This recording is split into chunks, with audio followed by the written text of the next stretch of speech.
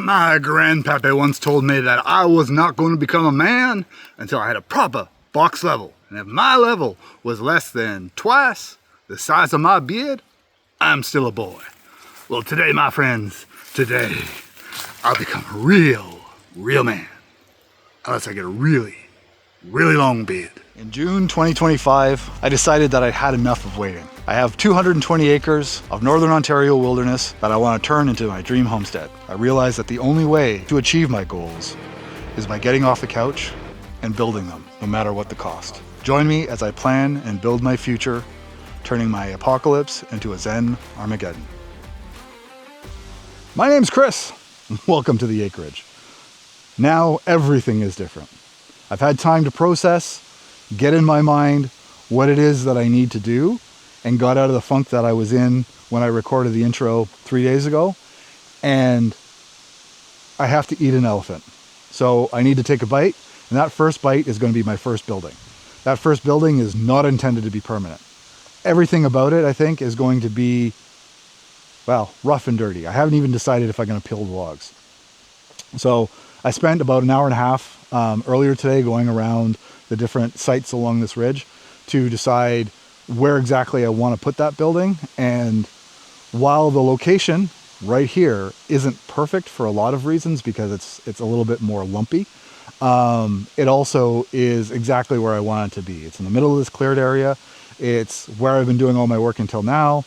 The truck is right over there, which is nice and convenient, easy location. So I'm going to build myself a dog trot.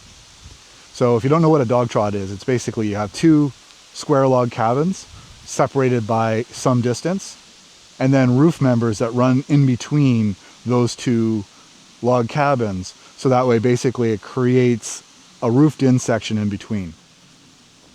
A lot of times now those from older cabins are enclosed to make a great room in the middle. In my case, I'm basically going to leave it open. And that means that I'm going to get a lot more covered square footage. On one side, on the side closest to the truck, I'm going to have that as being my sleep camp, or that's where I'm going to basically spend the night if I want to be able to spend the night here. And then on the other side is going to just be U-shape. I'm not going to actually make a fully enclosed cabin. That's just where I'm going to like store the chainsaw. I'm going to store other bits and pieces that I want to have right here, the peeling tools, that kind of stuff. In the middle is going to be the breezeway. But I'm going to tee off of the breezeway both directions, so that way I can have more covered area that I can bring stuff in. Because I'm thinking forward to when the snow flies, it'll be a whole lot better if I have areas that are, well, not 3 feet deep of snow. It's a lot easier to work. It's a lot easier to set stuff up. I can put tarps down on either side just to keep the snow from coming in. And that means I can leave whatever I'm working on set up and not have to worry about it getting buried in snow. And I also want to have it so that way the edge of the building goes along this rock, so that way I can build off of it and create a shelter over top of the fireplace. So that is where I'm going today. There's so much more that I'm going to have to do. And there's a couple things that I want to do this week in furtherance of the sawmill, trying to get the fireplace finished and that sort of stuff. But we'll see where we get. Happy you're here. Let's get started. So there's the tops of like 4 trees here. I am going to move them over there. So, yeah, right over there. So that way there's basically nothing there right now. So that way when I have the nice big bonfire in a few weeks, basically it's just clearing a little extra land for me.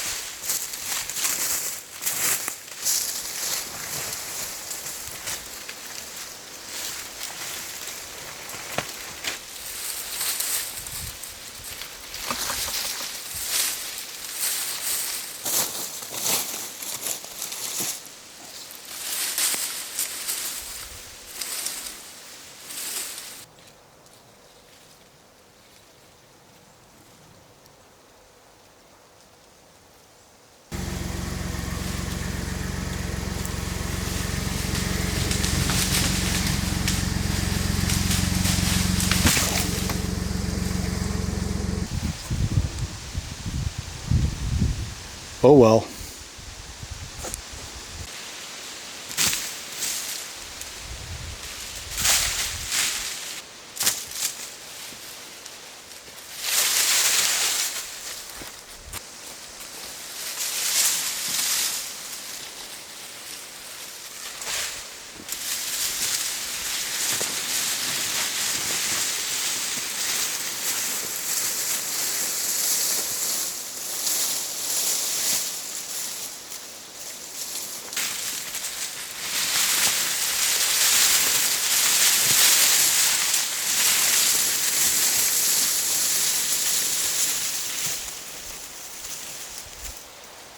I had a friend suggest that I could use a lot of that poplar branches for hugelkultur, which is definitely something that I want to do as we're going forward. But I mean, I have no shortage of wood. I'm going to be taking down hundreds more trees. So right now I'm just going to burn it to get it out of my way and use the charcoal for soil amendment as I need. And then later on, I'll start doing hugelkultur beds that will, help me do my gardens. But right now it's all about building, and all this stuff is just in my way.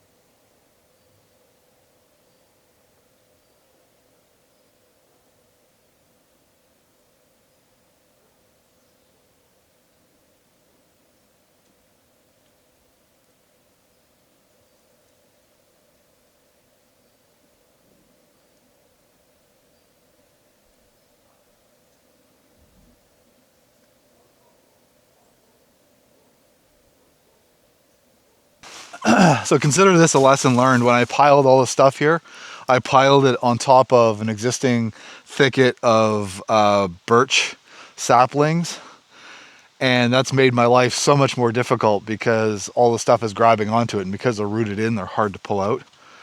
I did the same where I'm piling all of the brush now, but it's not moving again until it's burned, so it doesn't really much matter. But anytime that I'm piling in the future, I need to pile it somewhere that is free and clear of any living trees, assuming I don't know for sure that it's going to burn there.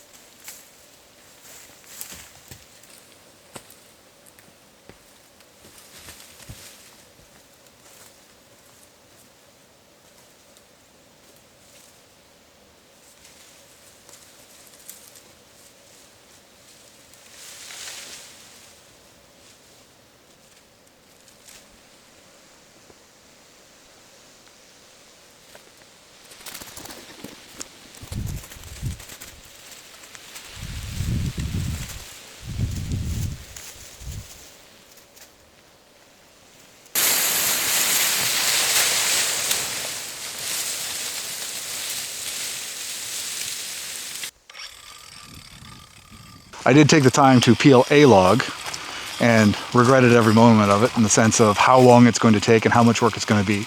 It's soothing in a way, but it's the sort of thing that is slow and methodical and doesn't lend itself well to, oh my God, I need to get something built.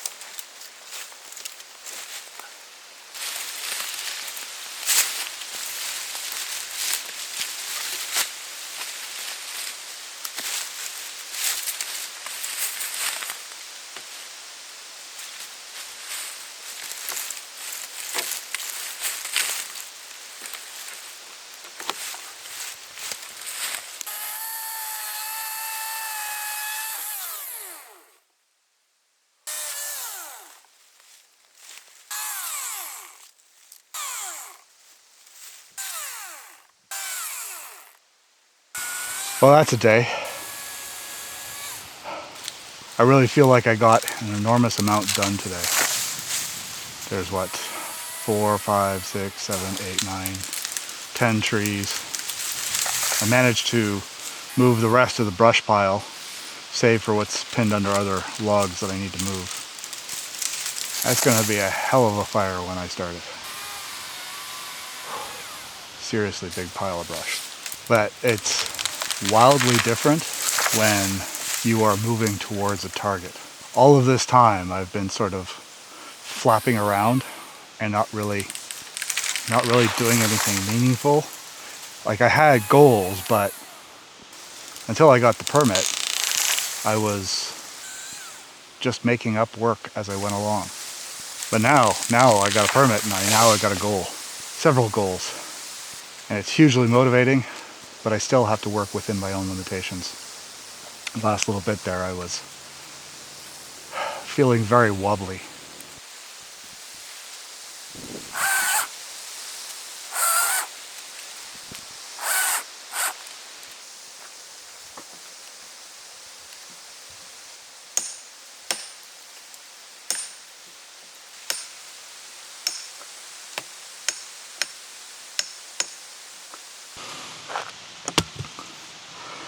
All right, so my plan is to lay out these 8-inch bolts.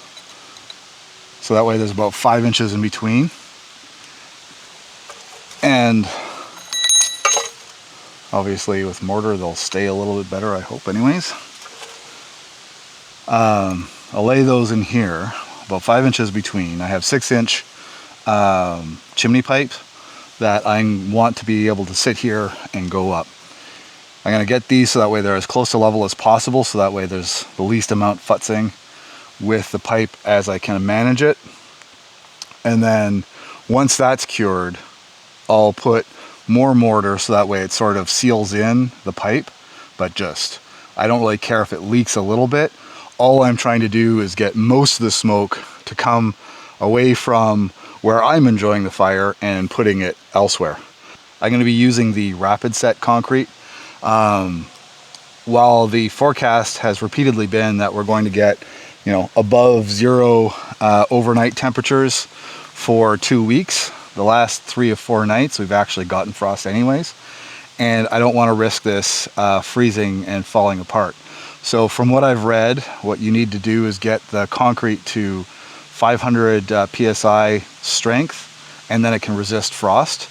And that rapid set stuff gets there in about 4 hours if you are warm enough. And it's already warm enough now, and it's morning, so I should be able to get this in here and get it to set and be perfectly good. And again, I mean, the whole purpose of this is to learn stuff. At this point, I'm just trying to get it close enough so that way I can use it for the winter. And if I have to rebuild it next year, well, so be it.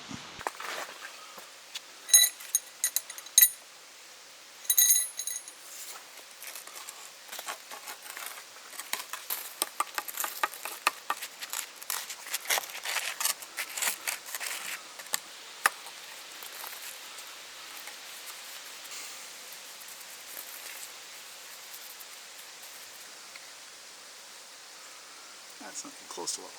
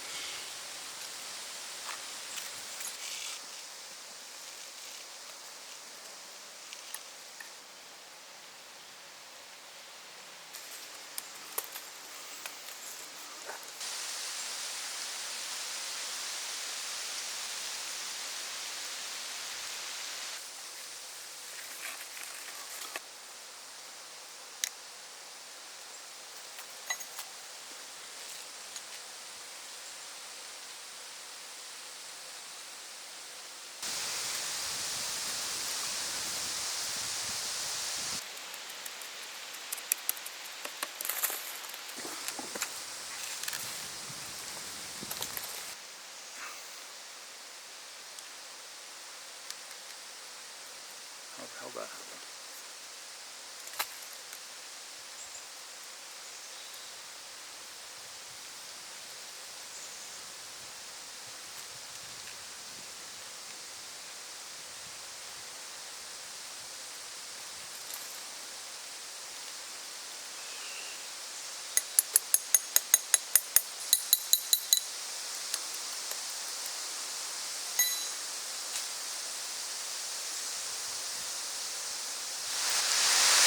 Actually surprisingly close. Forgot to roll. The concrete isn't totally cured yet, but it's pretty close.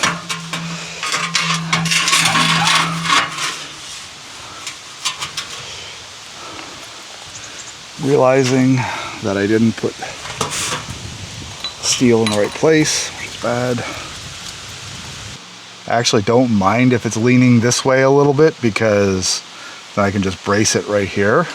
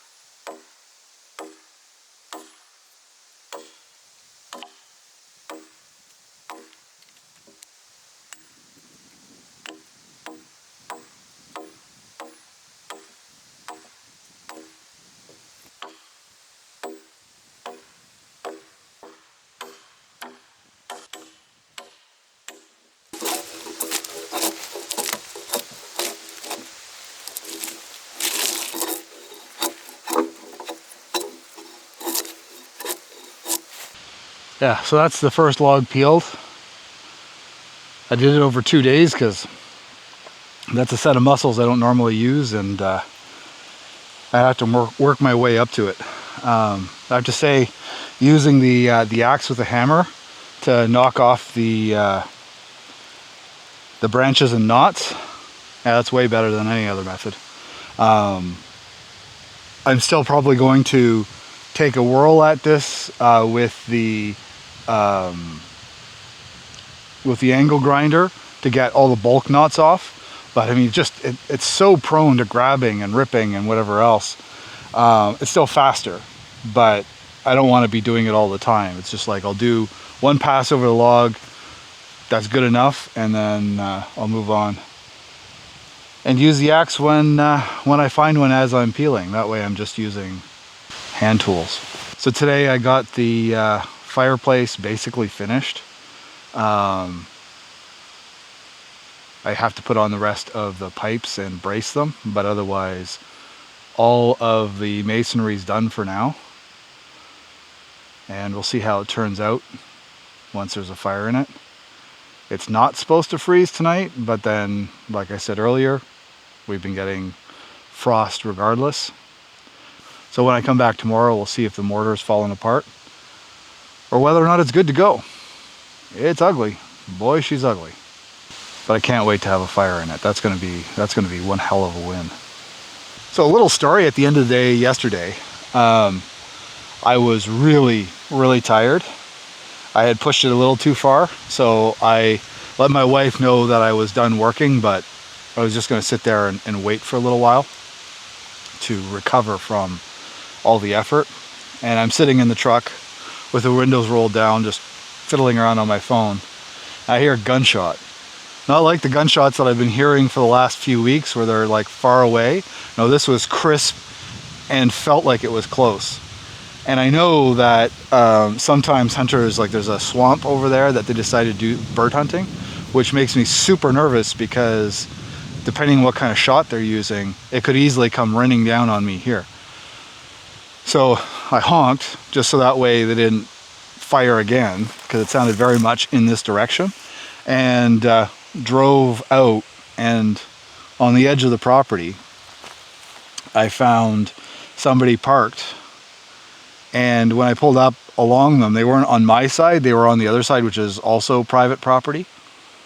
And this old lady comes out of the woods with a gun, and she was acting really weird. And she's like, oh, well, I'm supposed to be here. I'm like, okay, fine. I was just making sure you weren't on this side. And she's like, well, I wouldn't go on that side because, you know, the forest isn't very deep and there's a swamp right there. I'm like, well, I know, because that's my property. And what I'm asking is that you don't hunt on my property. And she's like, oh, well, and she like said something unintelligible, got in her car and drove away. Which is really weird. Usually hunters, when they're out hunting, they just, okay, that's, you know, noted. That's fine. I have permission to be where I am, and off I go. So I'm guessing she didn't have permission to be where she was. It's really unnerving because I know I've seen on the trail cameras hunters walking around the property. At this time of the year in the snow, I've seen footprints of people walking around and clearly hunting.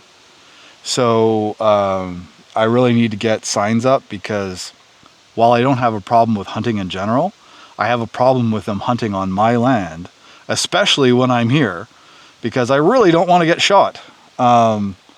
Somebody who's going to be careless enough to hunt while they're trespassing also probably aren't going to take the time to really know what's downrange.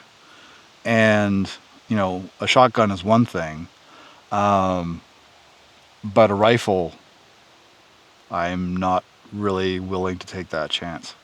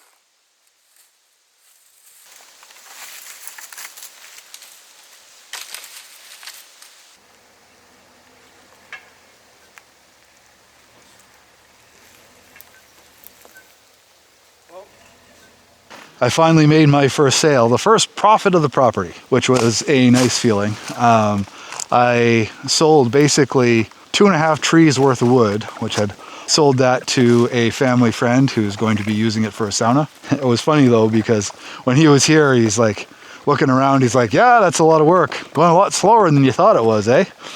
And he's built several houses and built structures out of logs, and he's done so much over his life. And I'm like, yeah, it's taking forever. He's like, yeah, well, just keep plugging away at it, and before you know it, you get everything done. Might take you 20 years. I'm like, yeah, probably it's going to take me 20 years. Hey there, it's City Chris here. Just walking the dog, but figured I would add into the video this week one simple message. The planner sent their email, and I actually have the real permit. So now, finally, everything can move on. Most of the terrain is clear. I just need to move the logs that are in my way and start placing the ones that are going to live there for a while. Yeah, we're underway. It's astonishing how that change of mindset hit me. At first it was, I can't believe it. What do I do now? There was a lot of anxiety sort of wrapped around the sudden realization that the wall's not in front of me. But now it's like, okay, nothing can stop me. But I have to just choose where I'm going to start and not bounce around like a meth-addicted hummingbird. So while this week was a little bit slower, I've gotten all the pieces in place that I need to start building next week. And I'm really looking forward to it. But it is very much a journey. Hope you'll like, subscribe, tell me what you think about what's happened this week down below. And we'll see you next time. Have a good one.